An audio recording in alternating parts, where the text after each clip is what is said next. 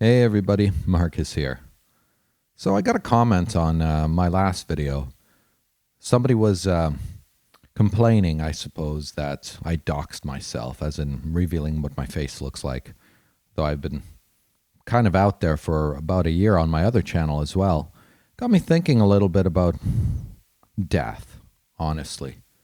Not from some fear that someone's going to come looking for me. It's more along the line of how people are so scared of living in this life. People don't think about death enough.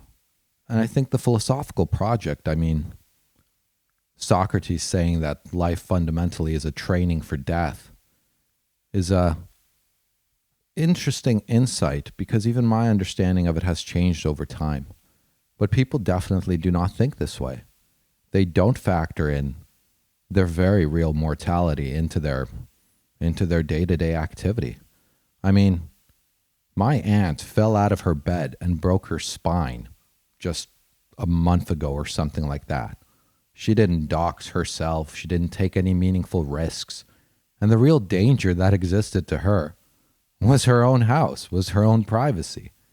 And that's the thing. You just really don't know what's going to happen to you. And even though minimizing risk, like I understand the whole TFM school of thought about keeping yourself somewhat anonymous online, I don't think it really matters all that much unless you're so politically charged that you're incentivizing people to come after you, like you're enraging people. Nobody cares. I mean, nobody cares. People are too lazy to leave the house to make friends. They're not coming after some YouTuber who talks about philosophy. They're not coming after somebody who talks about pretty much anything other than maybe, I don't know, maybe if you're a channel with 1 million subscribers, you get some fanatics that want to meet you. There's more danger of that than there is of somebody actually coming after you out of anger. But even if that were to be the case, who cares? I mean, it's kind of a cool story, ultimately. And that's just what I mean. When you're aware of your own death and how it could honestly come at any time for anyone. You just wake up one day and bam, fall out of bed, your spine's broken. Now, you're hospitalized. Or you trip over yourself walking down some stairs and you're gone. It's a lived paranoia somehow about the importance of the facets of the everyday happenings of people's lives that really prevent them from taking any risk whatsoever. That fear is ever mounting because the horror stories that people share on the internet are ubiquitous because they get clicks. But even if they are common in the aggregate, they're definitely not common on the micro scale. In most people's lives, nothing particularly interesting happens, much less somebody coming after you. And beyond even that fear really does prevent you from taking any meaningful initiative because it's not like it's just contained to keeping anonymous online. It's about risk-taking of any sort. So if you keep your own death in mind, as the philosophical tradition actually encourages you to, especially the Stoic tradition. In fact, that's one of the spiritual exercises in Stoicism, and Stoicism is apparently really popular. I guess they missed that whole contemplate your own death daily part of it, because it really does make your day-to-day problems seem somewhat irrelevant, and the sort of risks that people fear somewhat irrelevant as well. Now, my audience is mostly middle-aged. Like, I'm 42 years old, and it seems to be that I resonate best with people around that age bracket, 40 plus to about 65. And what I wanted to share really in this video was some of my musings in relationship to death. Because I've been with philosophy for 15, 20 years almost now. And I've had a lot of time to think both about the question of God's existence. I've looked into a lot of the esoteric schools of thought as well, the Gnostics, for example. You have that whole more contemporary New Age aspect of it, like theosophy, anthroposophy. You have the guys related to astral projection. I mean, all these areas, they all have kind of a metaphysical understanding of reality. And I think those people that fear doxing, fear death, and that sort of setup really exist in that materialistic metaphysical position where really this life is all there is and you have to be really protected of it. Otherwise, you're going to miss out or something. But that's such a narrow school of thought. There's so few people in the world who actually live that reality. And it's relatively new as a metaphysical position itself. And honestly, it doesn't even hold ground. I mean, Stolger wrote a book. He's a materialist. One of the honest materialists I actually found out there. He wrote a great book called Physicalism. And in that book, he attempts to cover the breadth of the sphere of discourse around, well, materialist metaphysics. All the best arguments for, all the best arguments against. And he settled really on the problem of defining the material as kind of the linchpin against why this theory can't, despite all best efforts, seem to be proven. And his conclusion at the end of that book, it's an excellent book, is that he still holds to the belief that ultimately materialism will come to be discovered to be true, but based on contemporary understanding in philosophy, it cannot be proven. It cannot be proven any way, shape, or form.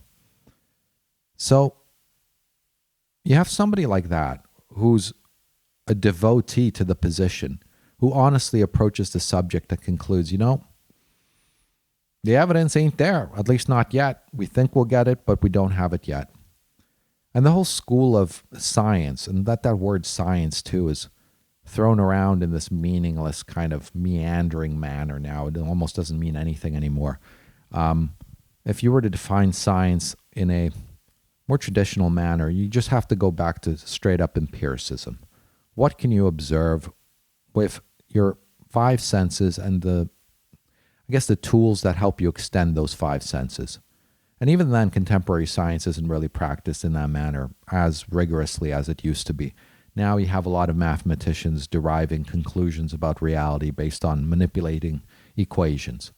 And that's just speculation. It's metaphysical speculation, or just call it speculation in general about the material world that's not done through empirical observation. It's done in thought. It's done in numbers and formulas.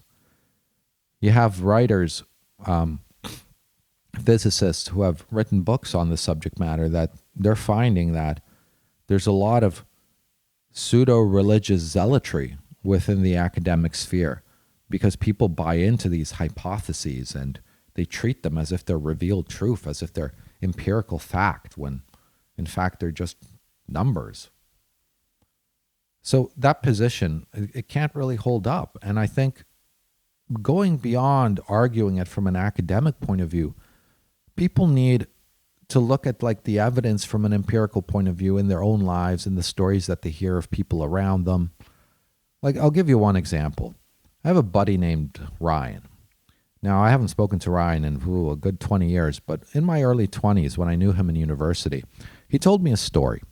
Now, Ryan's father died sometime in his late teens, and not too long after his father's death, Ryan accounted to me that he met his father, that one day he just woke up, or it was something in the middle of the night, and his father was just sitting at his, the foot of his bed, just looking at him. And then he was gone. And you hear a story like that from somebody in 2001. And this has nothing to do with social media. This is before the internet was really a mainstream phenomenon. This is not somebody who was looking to get clout. This was somebody who was telling me a private moment, a friend to a friend. And you're not going to convince Ryan that didn't happen. You're not going to convince Ryan he had a hallucination, that, he imagined all this. It's just his sorrow or whatnot manifesting in some sort of visual specter. No, Ryan had a first-hand experience at something that cannot be accounted for within the materialistic point of view. And there's no argument that is going to convince Ryan that materialism, metaphysical materialism, is true. So he, based on empirical experience on his five senses, has evidence for himself epistemologically, which convinces him that there is something else going on in reality other than just matter, hitting other matter in a mindless, unorganized way. And there's countless stories like this. But of course, we cannot take Ryan's story and accept it internally, epistemologically, as evidence. Oh, one person had offered testimony of a, non-local phenomenon to convince us that, spirits, God, or whatnot exist. However, there are things that are observable by us if we actually take the time and investigate it, firsthand, though people are too lazy to do it. So, they don't believe. But extrasensory perceptions, for example. Now, I don't know if you guys have ever listened to the telepathy tapes. I very much encourage you to look that up on YouTube. It's a documentary that was made on nonverbal autistic kids, like those extreme autists that, when you look at their behavior externally, are just out of control. They appear to be unreachable completely. And this documentary basically demonstrates that these kids not only are not unreachable, that they are competent, that they are intelligent, but they're also telepathic. And it's not like some of them are telepathic. All of them are telepathic. And there's evidence upon evidence of experiments done with these kids, from various families, from various geographical areas, various races, both sexes, that showcase these kids read minds. They read their mother's mind, their friends' minds, the random strangers' minds, the minds of the crew filming the documentary.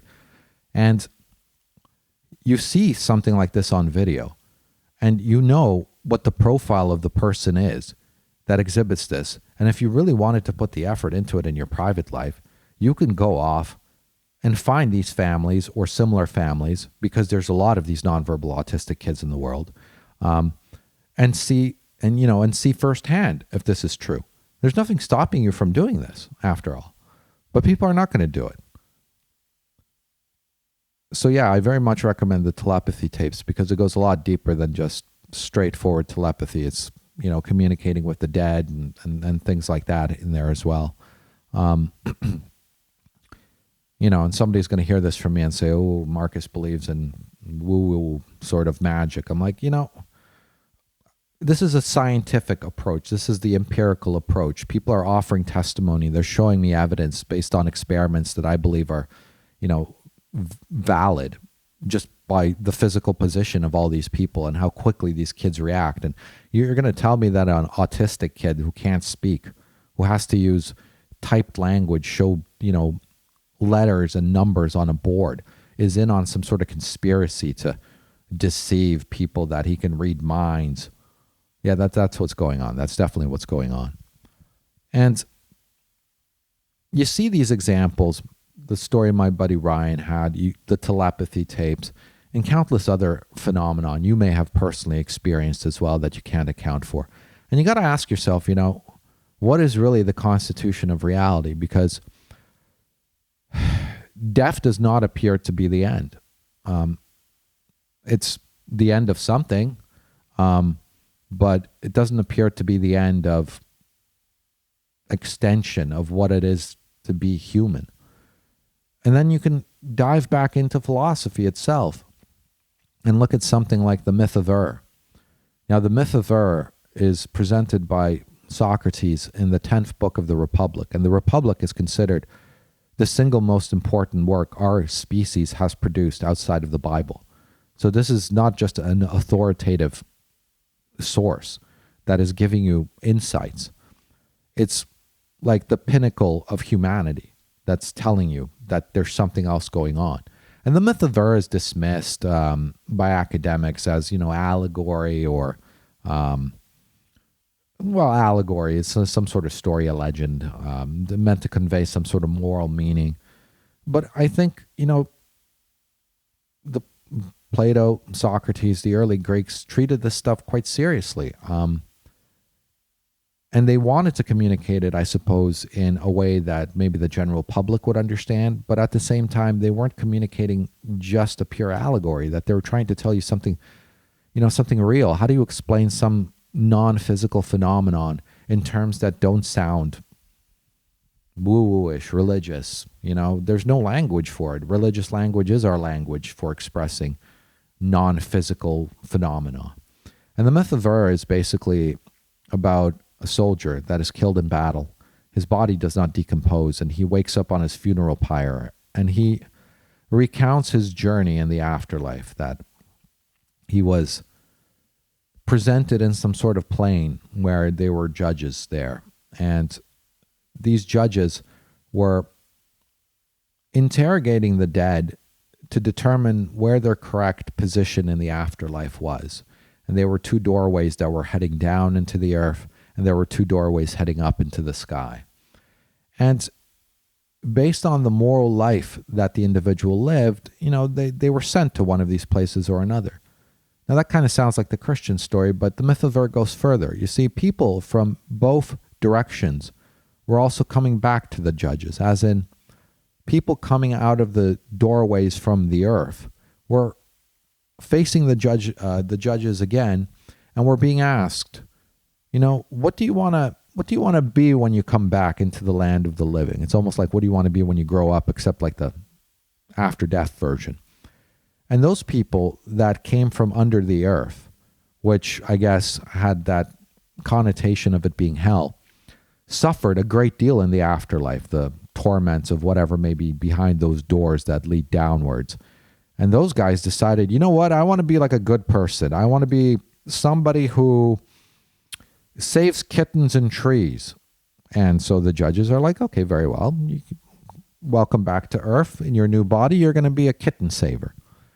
But those people who came back from the sky, supposedly the good souls, many of them decided to choose a path of wickedness. They're like, you know what, I want to be a dictator. It's like, okay, the judges are like, okay, off you go. Welcome back, Saddam Hussein. That's sort of set up. And the myth of Ur has a lot of interesting angles you could attack it at, on how the Greeks are trying to communicate the nature of the soul and existence and the further state of being of ours. In that, yeah, you might be punished for a time when you die based on your moral conduct, but then there's that element of reincarnation also entailed in it as well, that you may come back and you have a choice. And if you have a choice, and you have a choice in two ways. You have a choice to come back or not at all, and you have a choice on what your life is going to look like when you come back. So in theory, the life you're living right now is a life you chose, that nothing happened to you that you didn't consent to, ultimately. And you might ask yourself, why would anybody consent to certain types of lives? Like, why would somebody consent to be born and then murdered at the age of 2? Well, if you only live one life, that's probably not something you would choose. But if you have this infinite capacity to return,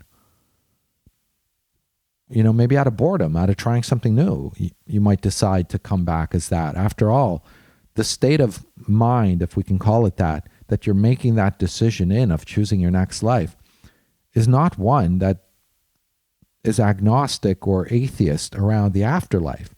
You're in the afterlife, and you're choosing from the perspective of someone in the afterlife what your next life is going to be like, from which you're going to return back to the place you're in already. So I can imagine somebody saying, well, I've done the whole good person, bad person thing. Maybe I want to be murdered as a baby. Maybe that's something that happens.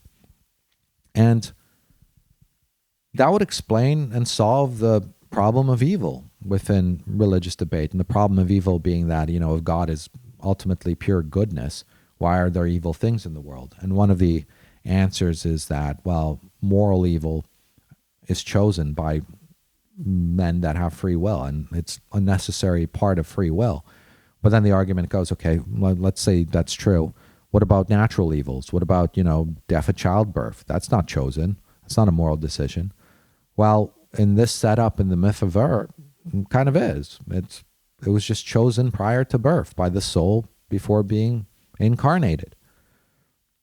Now, I'm not pushing here, a belief system of the afterlife based on the myth of Ur, but what I am saying is that the myth of Ur is a very early documentation of a story that seems to be appearing in a lot of downstream belief systems.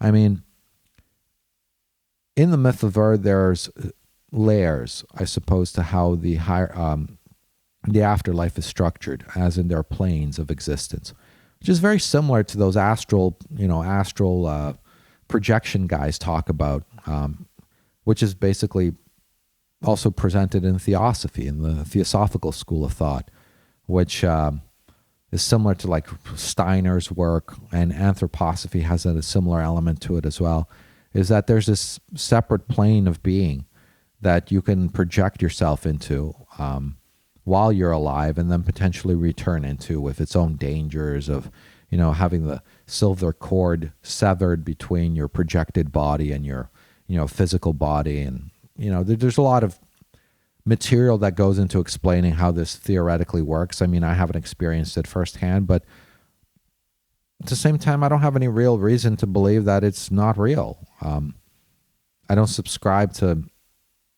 metaphysical materialism, so this is just as viable as any other account. A lot of people believe in it.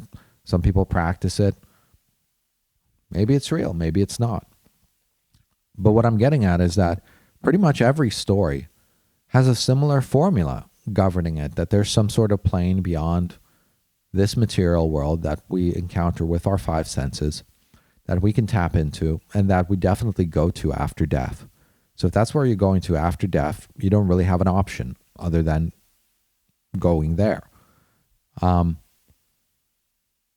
Which transforms the Socratic edict of philosophy being a training for death, because if there is this material plane as presented in the myth of Ur and a bunch of other belief systems, including Buddhism, including the Hindu works, which definitely believe in reincarnation, all that, where you burn off karma, so it's a somewhat differently worded narrative of basically the same thing, then training for death means that your life here is not necessarily going to end up the way the Christian story says, that you die and then you're judged by God and then you end up either in heaven or hell or purgatory or something like that.